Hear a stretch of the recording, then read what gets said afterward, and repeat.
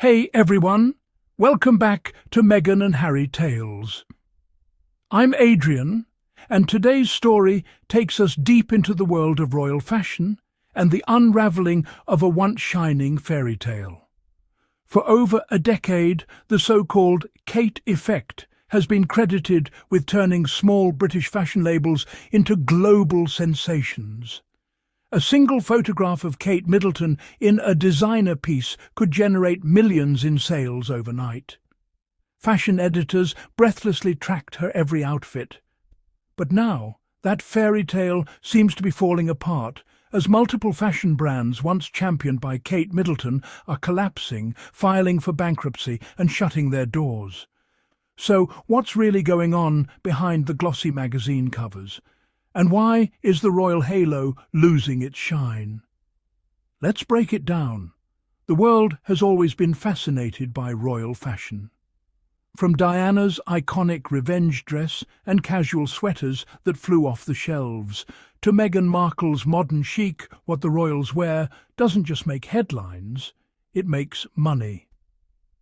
When Kate Middleton stepped into the royal spotlight after her engagement to Prince William in 2010, fashion editors dubbed her the saviour of British retail.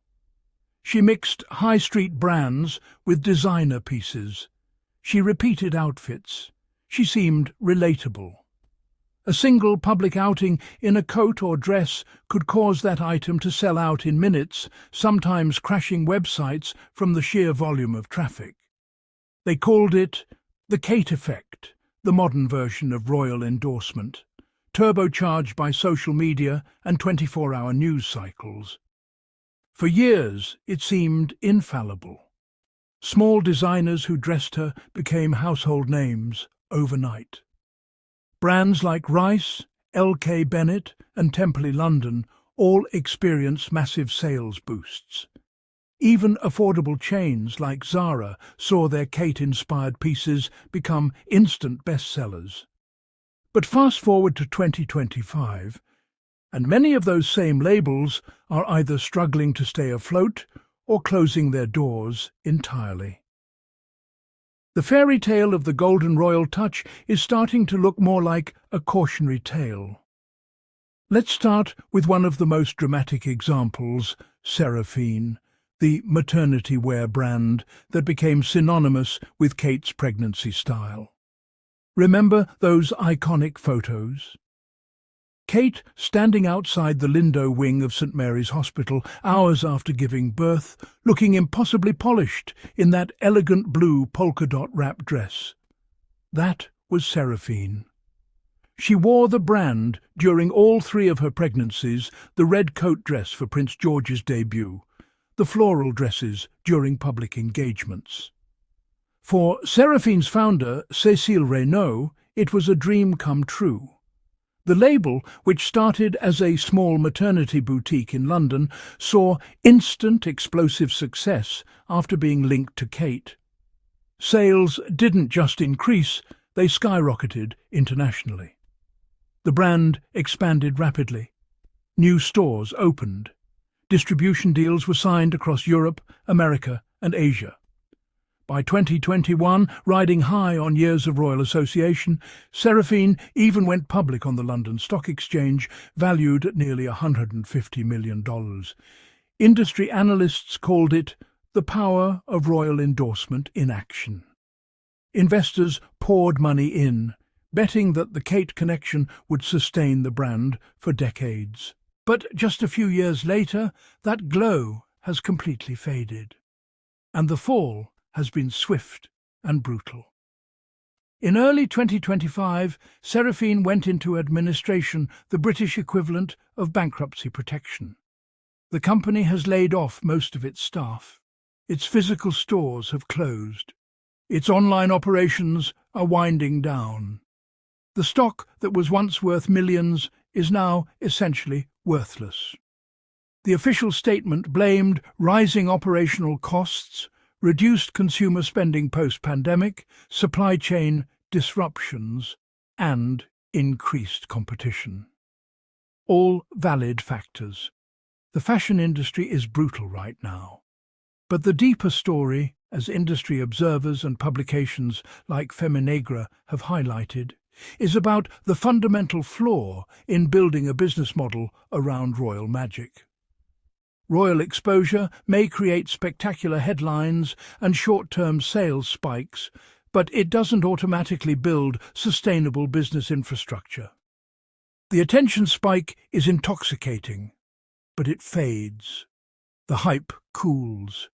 The news cycle moves on.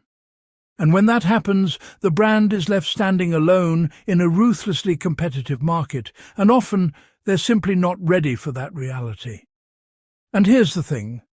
Seraphine isn't alone. It's part of a troubling pattern. Several British fashion brands that once proudly boasted royal fans are now facing serious financial strain, restructuring or shutting down entirely.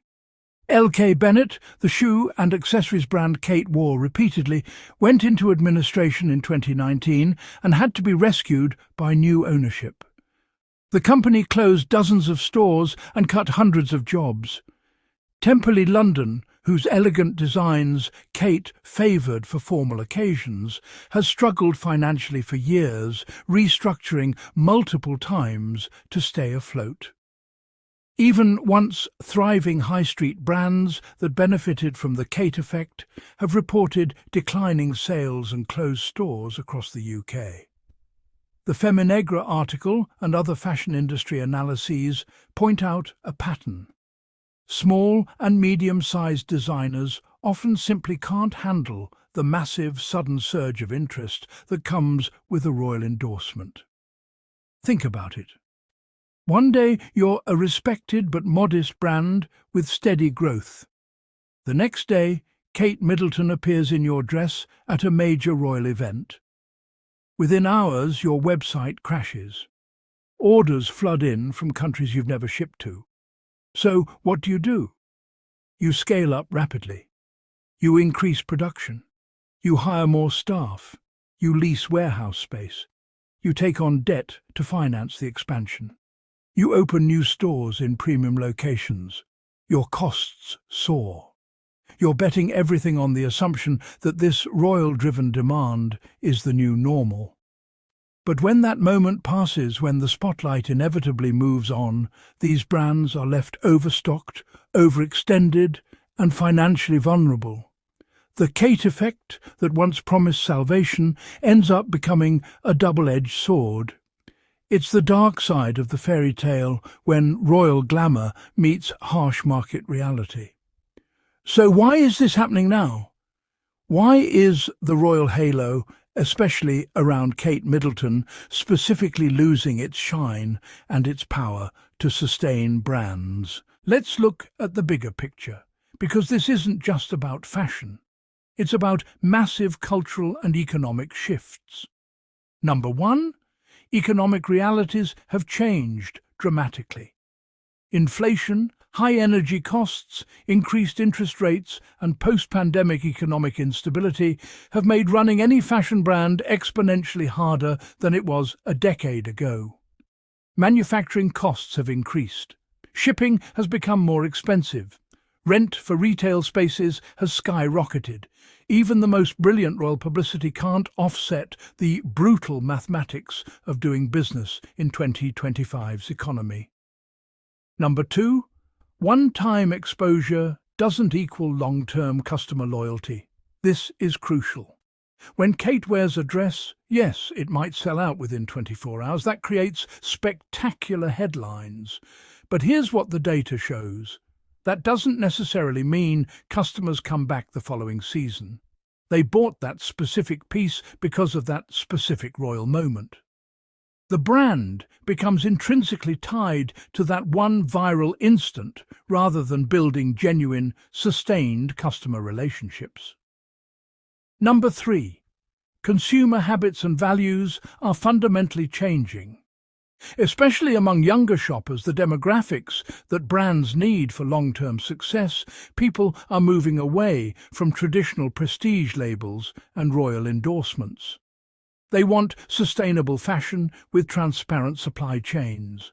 They want inclusive marketing that represents diverse bodies and identities.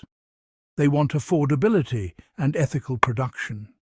The old aspirational model of buy it because a royal wore it feels increasingly outdated to consumers who are more concerned with environmental impact and social justice than maintaining appearances of aristocratic elegance. And number 4, and this is perhaps the most significant. There's been a fundamental power shift in how influence actually works. Today, social media creators with authentic voices, activists with genuine causes, and even celebrities like Meghan Markle who combine fame with purposeful advocacy have more consistent, measurable brand impact than traditional royal appearances. They don't just create publicity spikes, they build engaged communities. They generate ongoing conversations.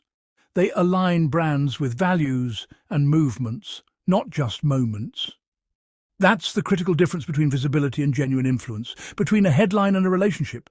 Kate may create a spectacular headline and generate impressive short-term sales figures, but Meghan creates sustained conversations about representation, about breaking barriers, about reimagining what influence means in the modern world. Let's dig deeper into this contrast, because it reveals something important about where we are culturally. The traditional royal model of influence, what Kate represents, is essentially passive. It's about being photographed, looking elegant, creating aspiration through appearance. It's a top-down model. The royal wears something, the public follows. But modern influence, the kind that actually creates lasting impact, is participatory.